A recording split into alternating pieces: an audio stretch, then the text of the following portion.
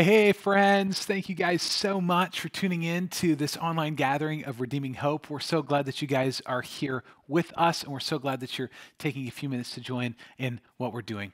I want to remind us, as we do at the beginning of every gathering, about why we exist and why we're here. Redeeming Hope, we exist as a family of faith that follows Jesus and then helps others find him by living all of life as missionaries of hope. We're actually be talking about how to live life like missionaries today. And so to help us follow the life and teachings of Jesus and yet also be really open to anyone, regardless of where you might be on your spiritual journey, we have four values that pretty much guide everything we do as a church. So Redeeming Hope, if you're tuning in, and even if you do not identify as a follower of Jesus, you're welcome here. Even if you don't believe the Bible is true, you're welcome here. If you are hurting today, you're welcome here. And if you have questions, you absolutely are welcome here. And we want to encourage you to ask questions, to challenge things. And if you would like to communicate with us and get some time together to dialogue about what we talk about, we'd love to invite you to do that. You can text us at 931-326-4512, or you can email me, Josh, at redeeminghope.org. Also, if you would like to join in the good work that God is doing here in Clarksville by partnering with us financially, we'd love to invite you to do that. You can go to our website, redeeminghope.org/give, or you can find us on Venmo at Redeeming Hope. Now, I'm so glad that you guys are joining us. We are in our last week of a three-part series called In Focus. And so what we do every year is we take the first couple weeks and talk about our vision as a church and what makes us Redeeming Hope. What makes us our unique family? And then what is our goals? What are we focusing on here in 2021? And so our world can be very distracting. It can be very distorting of our view. And so what I want us to do is properly align ourselves together to bring Christ and the hope that he offers to the center of our vision and our focus for 2021. So we started a couple weeks ago by talking about how we are a family of faith. Last week, we talked about how we are a family following Jesus. And now today we're talking about how we are a family helping others find Jesus. Now, as many of you know, I enjoy cigars and pipes. And so it started with my dad as a teenager. I used to go on the back porch and smoke cigars with him. And then I've kind of enjoyed the nuance of it. I like collecting pipe tobaccos and unique cigars and unique pipes and lighters and memorabilia. And if you walk into my office, you're more than likely going to smell a little bit of fine aged tobacco, a little bit of distilled water that I put in my humidor. And I'm probably going to invite you at some point in time out on my front or back porch to smoke with me if you'd like to. And so when I do that, when I sit on my front porch, I always wave at every single car that drives by like a crazy person. All right, so they're literally like driving by, and I don't know whether they're looking at me or not, but I'm just like waving. Everybody knows me in my neighborhood because I'm right at the cusp of our community. So when you drive in, you got to drive past my house. And on most days when I'm working or in the evenings when I'm relaxing, at some point in time, you're probably going to see me out front waving like a crazy person to anybody that's going to look over at me. And now I enjoy it. And really it's part of the legacy that I have with my dad. We enjoyed this on the back porch together. And what I really like to do is I like to enjoy it with other people. And I like to introduce other people into my hobbies as well. And so that's something that I just really love to share because I enjoy it. I want other people to enjoy it too. Now, many of us have something that we love or maybe even that we hate that we want to share. It's kind of hardwired in us to share both really good experiences and really bad experiences, whether that's to be at a restaurant or maybe related to a movie or music or some sort of entertainment. And really, what being an evangelist is, the terminology in the Bible, what being an evangelist is a teller of good news. And so every single one of us is hardwired to be an evangelist about someone or something. If we're really excited about something, we're going to tell other people about it and get them involved. And so this actually comes from a deep place in the human heart. And we hearken back to the very first pages of the Bible, where God created and designed us to share in good things with him and then to share good things with others. He actually gave us the responsibility to care over creation, to tend the soil, to care for the earth and the creatures within it. So really what we see is that we were created to share in God's mission, his vision for the world. And we were to share in his mission as a family. God created Adam and Eve together to form a family, to procreate in order to have a family that would share in God's mission for the world. But unfortunately, sin entered into this world, and it began to break the relationship between us and God, between us and ourselves, between us and each other, and even between us and creation. And that mission has been distorted, and that mission has been warped. We lost community, and we lost our mission and purpose. And Jesus, as he was still in his first day after being resurrected from the dead, he comes to visit his disciples. And what he does is actually gives them an invitation into mission, into a renewed purpose that echoes throughout human history into us in Clarksville, Tennessee, and wherever you're watching this from. And so I want to focus our time today on John 20, verses 19 to 21. This is what it says. On the evening of that day, the first day of the week, the doors being locked where the disciples were for fear of the Jews, Jesus came and stood among them and said to them, "Peace be with you." When they had said this, he showed them his hands and his side. Then the disciples were glad when they saw the Lord. And Jesus said to them again, "Peace be with you. As the Father has sent me, even so I am sending you." My friends, the question that I want to introduce our time today is this. What if you didn't have to wonder what God's will is for your life? But what if he had already invited you into a clear calling for your life? What if you didn't have to wonder what God's will is, but he's already invited you into a clear calling for his life? And this is what leads us to our main point for today, is that our church is a family of faith that helps others find Jesus by living all of our lives like missionaries. And so we hold that every member a missionary, every environment a mission field. So we're going to talk about 3 points. We're going to talk about a family that's helping others find the risen Jesus, a family helping others find the wounded Jesus, and a family helping others find the sending Jesus as we look through these few verses. So first, a family helping others find the risen Jesus. So we go back to John 20, verse 19. I'll just read that again to refresh our memory. On the evening of that day, the first day of the week, the doors being locked where the disciples were for fear of the Jews, Jesus came and stood among them and said to them, "Peace be with you." Now, remember, Jesus had just died just a few days prior to this. The disciples scattered, leaving Jesus completely alone to suffer the horrific actions of the cross with only his mother and one of his disciples still there. Now, we're coming up on the third day. And remember, Jesus has been promising his disciples over and over and over and over again, "I'm going to die, and on the third day, I'm going to rise again." And so Mary Magdalene, she goes to the tomb of Jesus, and she sees that the stone that was covering the tomb is rolled away, and she wept at this tomb. But then Mary sees Jesus. She believes that he is Jesus. She understands, finally, everything kind of fits together, and she goes and runs back to the disciples and tells them everything that she saw, and they thought she was crazy. Now, it's evening, and they're still hiding. The doors are locked. These disciples who are with Jesus for years are confused. They're wondering what happened to his body. Did someone steal his body? And they're just afraid. Really, they're really, truly afraid that what happened to Jesus was going to happen with them, that the Jewish leadership that had crucified Jesus was going to come for them too. And what's really fascinating is that everyone in the story is having different experiences. Some believe like Mary Magdalene. Some don't believe. Some are confused. Some are fearful. Some might even be hopeful. And then boom, Jesus appears in the room. Now, it's very important because it says the doors were locked, and they're locked from the inside. And those locked doors have a significant factor to play in the story. So remember, the reason that they had the locked doors was the fear of the Jews. But the purpose of the locked doors was to show the miraculous appearing of Jesus. Jesus is changed. It is very clear. He has new body. He has new miracles. He has a new power about him.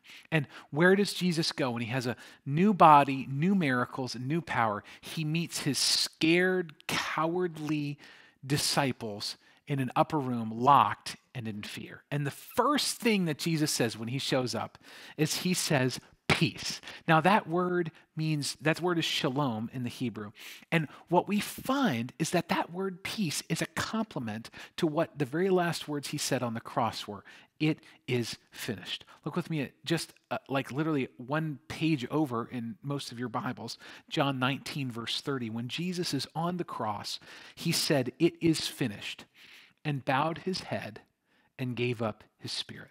And at that moment, the work of redemption was completed. Jesus was filled up with all of the sufferings and all of the punishments that all of humanity has ever deserved. He took the punishment for us so that, guess what?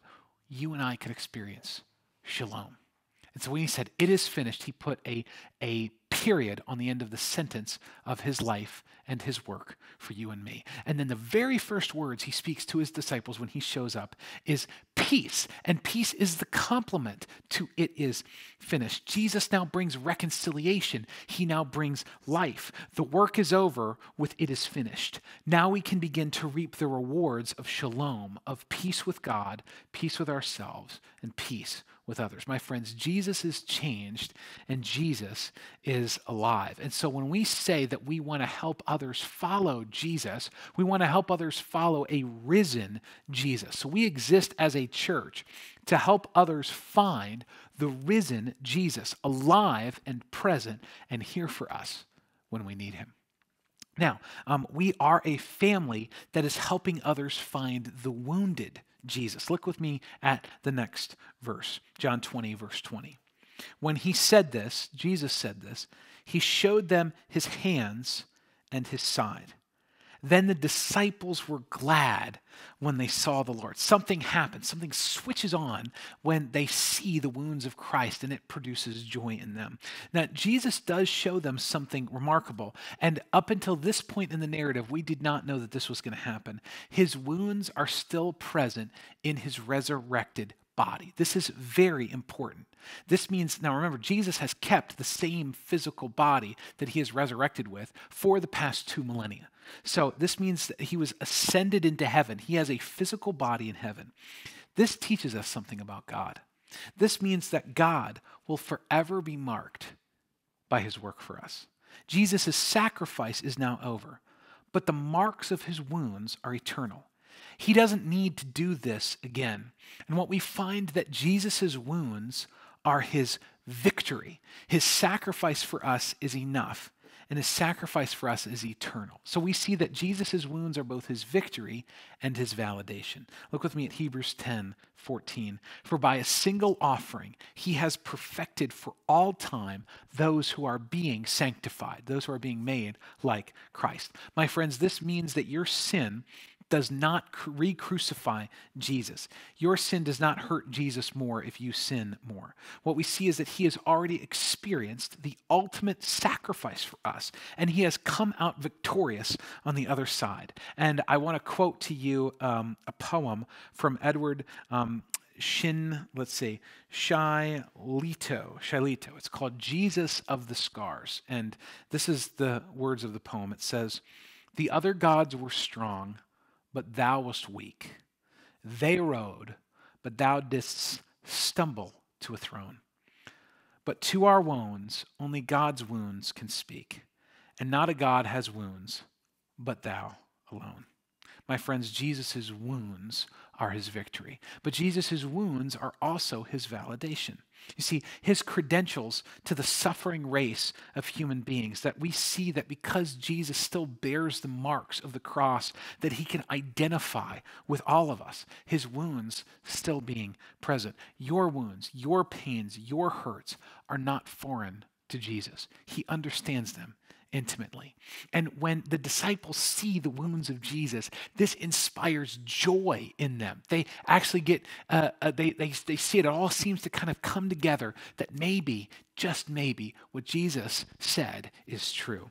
Now, Redeeming Hope, for you and me, this means that you and I, that we exist as a church, as a family of faith, to help others find a Savior who has been wounded for them, who knows intimately about their hurt and pain, who has anticipated it all and resolved it all at the empty tomb and the cross. So this is where we see that we are a family helping others find the wounded Jesus. Not only that, but we are a family helping others find the sending Jesus. Look with me at John 20:21, where we'll spend the bulk of the rest of our time. Jesus said to them, again, peace be with you. As the Father has sent me, even so I am sending you. Now, Jesus is repeating the peace again. And then Jesus then recommissions his disciples. He says that he was sent by his Father, and now he is sending us.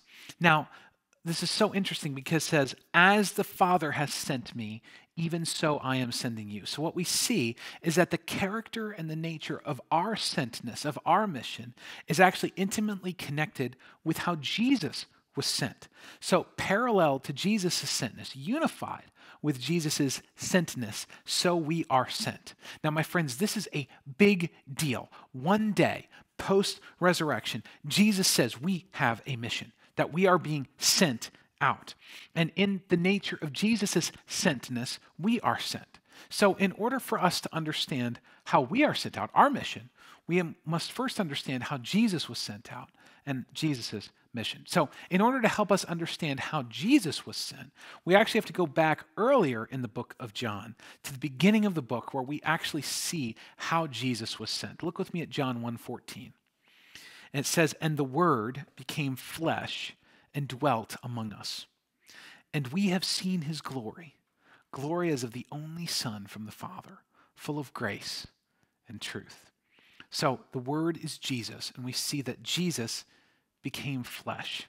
So we have a couple of things that teach us about the nature, the character of Jesus' sentness, and then we are being sent out of that sentness. So the first thing that we see, that Jesus' sentness is personal. It says the Word became flesh. My friends, Jesus is a real person. He humbled himself. He became obedient. Look with me at Philippians 2, verse 7.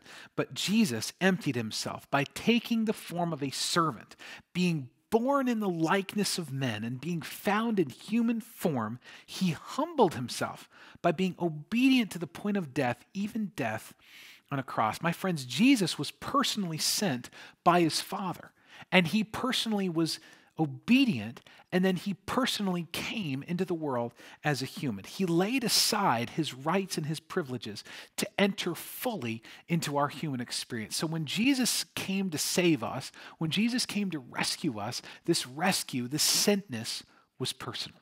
Not only that, but we find that the nature of Jesus' sentness was incarnational. Look, he says he dwelt with us. Now, the summary of this idea of Jesus is in this word incarnate. To incarnate means to come into in the same nature or form. So Jesus became flesh. He dwelt. He conversed. He lived. He incarnated. He came into our experiences. He embodied all the fullness of God to the world, yet was fully human. Look with me at Colossians 1:19. It says, for in him all the fullness of God was pleased to dwell. So the summary of this Father, this dwelling with us, is that Jesus incarnated into the world. He became like you and me. He lived with us. He lived among us. He suffered with us and for us. He fully embodied God in human form, 100% God, 100% man. And my friends, this has powerful implications for how we are sent. Jesus didn't come and speak a foreign language. Jesus spoke our language, or the common language of the time. Jesus didn't come as some extra human character. He came as a normal human. He didn't come bearing some sort of special crown about him, some special aura about him. He was just like you and me, yet also being fully God. Jesus came into the world to dwell with us. Next, we see that the nature of Jesus' sentness was Father-centric. He says he came from the Father. Jesus lived his entire ministry, not in light of his own will, but in light of his Father's will. Look with me at just one of many examples in John 5:19. So Jesus said to them, truly, truly, I say to you, the Son, this is Jesus speaking, the Son can do nothing of his own accord, but only what he sees his Father doing. For whatever the Father does, so the Son does likewise. So Jesus is fully obedient to the Father. He's fully in line with his Father's will. His life was following the direction of his Father. He was Father-centric. The next thing we see about Jesus' sentness is he is filled with grace and filled with truth. Full of grace. Jesus extended grace to those who needed it, to those who saw that they needed it. The people that weren't religious, that didn't look or sound like him, and wherever Jesus went, that they were outcasts and they were sinners that absolutely loved Jesus. It was the religious people that thought they had it together that hated him, because Jesus came for the sinners. He came for the losers. He came for those who were weak and destitute and poor. He came for those who were sick. He came to those who were the outcasts. And my friends, the outcasts are you and me, because we need this unmerited favor. But not only that, he says it was filled with grace and filled with truth. Jesus communicates the truth of his Father's love to the people that he ministered to. And what we see is the truth of Jesus brings life. Look with me at John 14:6. It says, this is speaking, I am the way, the truth, and the life. No one comes to the Father except through me. So in summary, we see that the sentness of Jesus was personal. It was incarnational. It was Father-focused, Father-centric. It was grace-filled, and it was truth-filled. So in light of Jesus' sentence, he says, as the Father has sent me, so send I you. So then we have a sentness like Jesus. So our sentness is first personal. My friends, people are not projects. It is not about what others do. It's not about getting others to change their actions. It's about getting others to see who they are and how who they are could be united with Christ, and they can come into their true and fullest identity. And so we want to genuinely befriend people, not befriend people with any sort of intention to convert them, but befriend people because we want to share our lives with them, and in so doing, invite them to join us as we follow Jesus. So first off, as we live on mission, as we live as missionaries in Clarksville and beyond, it must first off be personal. Next, it must be incarnational. The nature of our sentness, what God is calling us into, is to be incarnate into the world around us. What this means is to leave the comfortable and the familiar and to move out.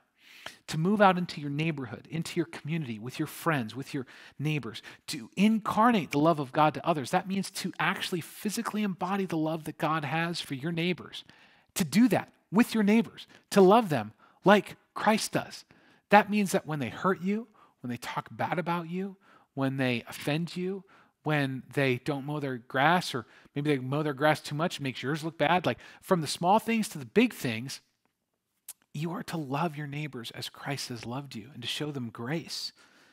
And so we must first then have to think then, if we are to communicate well, if we were to incarnate the love of God to others, we must first ask some questions like, what is the language of the people around you? How do people talk? What is some of the slang, the vernacular? What are the unique hurts, pains, and troubles that the grace of Jesus and the truth of the gospel can bring healing into? Understanding truly how your neighbors, your coworkers, and your friends, how they think, what they struggle with. What are the unique burdens that our friends in Clarksville has, and how does Jesus bring freedom to those burdens? What are things that people are weighed down by? We need to think through these things and then pray through them.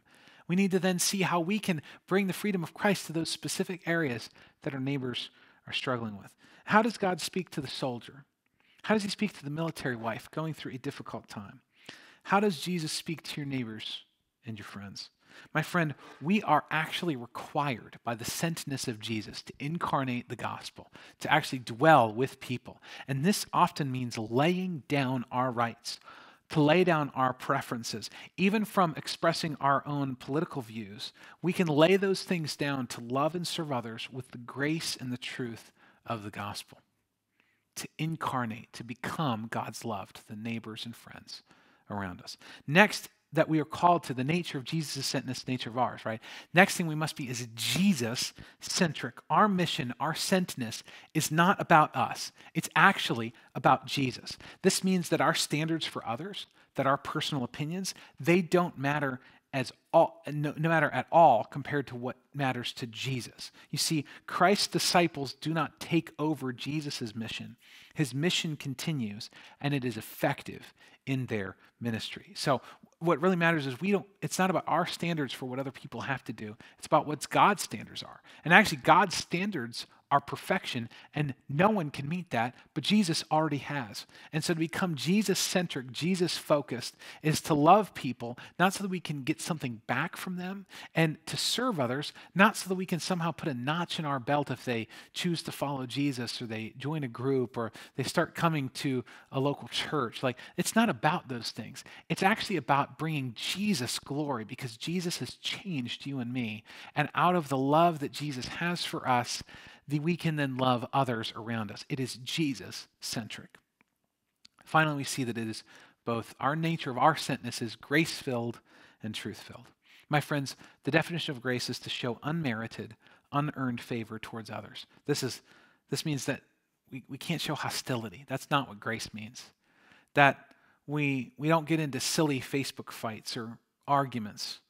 We don't get into divisiveness. We don't get into oversharing our personal opinions because we have the right to, but we actually show unmerited, undeserved, unearned favor to those around us in order to be winsome to them and model the love of Jesus to them.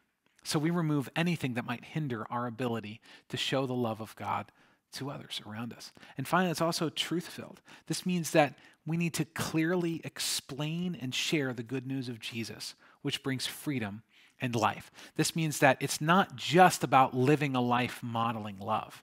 It actually gets to a certain point where you then share your story with others. The Bible says, how will they believe unless they hear? And how will they hear unless they're sent? This is in the book of Romans. It talks about this. And so we need to verbally proclaim the truth of God to those people in our life with boldness, with confidence, rejecting the shame, rejecting fear, and embracing the fact that when we get to a certain point, when we have people around us that are curious, we need to be ready to respond. The Bible even tells us to be ready to respond with hope because of the hope that's within us, to explain the hope that is within us. So my friends, the question bears to be asked, how do we live as sent ones?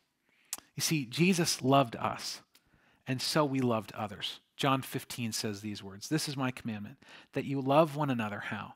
As I have loved you. How we live on mission is rooted in how Jesus has been on mission for us. How we love others is rooted in the fact that Jesus loves us. And so we first must receive his love for us. And as that love fills us, we can be overflowed with that love and then share that love with others in our proximity. So the question I have for you is, who are your neighbors? Who are your coworkers? Who are your friends? Who are your family that don't have an active, vibrant relationship with Jesus? Can you invite them over to a meal at your house and share and hear their story? Can you build trust and grow in friendship and share your story and share how Jesus has changed you? And then maybe if that relationship begins to blossom, can you schedule a time to share specifically about the story of God and invite them to follow Jesus with you?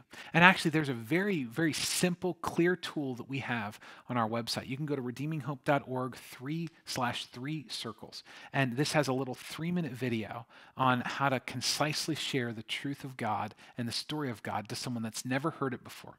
And then actually below that, there's a little place on our website where you can download a form. And it just asks you some revealing questions. It just says, like, who are your neighbors? Who are your coworkers? Who are the people in your life? Who are the people in your proximity? And then you can begin to explore and see who are the people that in your proximity that you can help take a next step towards Jesus. My friends, Redeeming Hope, we exist as a church to be missionaries that help others find a Savior who has sent us in his love, has sent us out in his love, who has sent us out in his power, and as a continuation of his mission and incarnation into the world.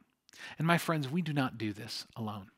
See, the same Spirit that raised Jesus from the dead, and that very morning, that very Easter morning, and then that evening he appears to his disciples and says those words that we've been considering in John 20. The same Spirit that raised Jesus from the dead now lives inside the hearts of true Christians. And he gives us life and he gives us power to accomplish this mission. My friends, the truth of the gospel is that the God that created the heavens was willingly confined to the earth. That the God who created man was brutally murdered by the very man that he created. He eternally bears the mark of the punishment for our sin. That God who spoke the universe into existence by the word of his power, he speaks peace to his disciples, you and me. And the God that left the heavens to fight for you, to sacrifice himself for you, now calls you to join him in his mission for the world. So if you're watching this and you look over the course of your life and you do not yet identify as a follower of Jesus, I want to invite you to join this mission with us.